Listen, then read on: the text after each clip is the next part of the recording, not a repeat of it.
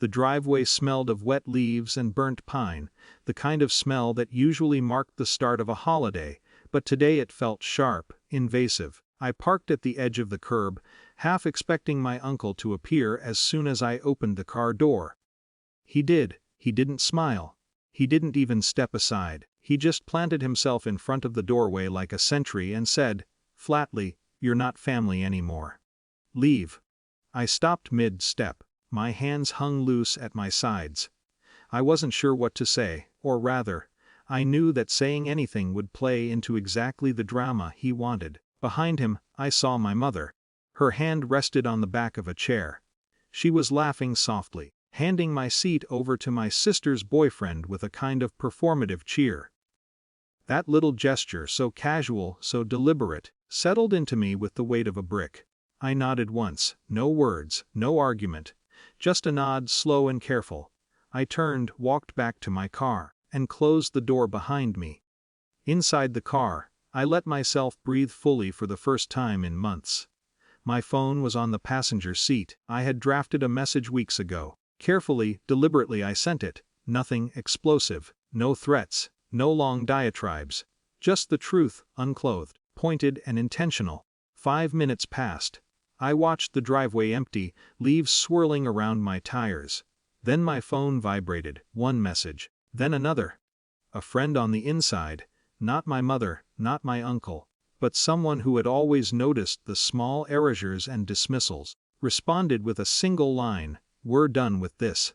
Then, in rapid succession, footsteps, chairs scraping against the floor, and the quiet shuffle of coats. Half the table rose, not in anger, but in silent acknowledgement. They walked out. Some glanced at my uncle, whose face had tightened, as if realizing too late that his authority wasn't absolute. Some glanced at me, or maybe through me, recognizing a boundary they hadn't named until now. Inside the car, I stayed put. I didn't cheer, I didn't text. I just let the silence stretch between the house and the street, letting it fill with the weight of consequence. It was calm, controlled. My agency was mine again, quietly reclaimed. I thought about my mother. I thought about the small, sharp betrayals that had built up over the years. Her laughter was not just complicity. It was performance, a signal to the rest of the room about where the power lay. And yet, in that moment, her power was a shadow against the tangible reality of choice, others leaving. The leaves continued to swirl around the driveway. The smell of smoke from the fireplace drifted out the open windows.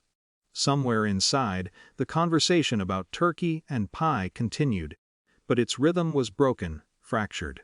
I didn't need to watch them leave.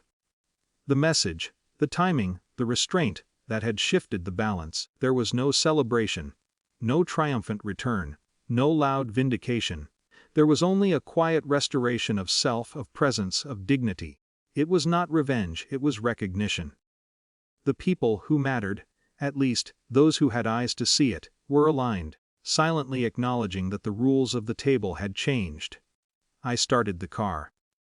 The engine's hum felt like an anchor in my chest. I didn't drive anywhere in particular. The street was empty, lined with the deep shadows of early evening.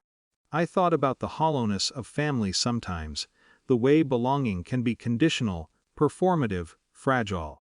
But I also thought about what it meant to hold your boundaries, to make a move without spectacle, to let consequence do the work quietly. And somewhere in that calm, reflective space, I realized that Thanksgiving, for the first time in years, belonged to me, not because of triumph, but because of restraint, clarity, and an undeniable reclaiming of self.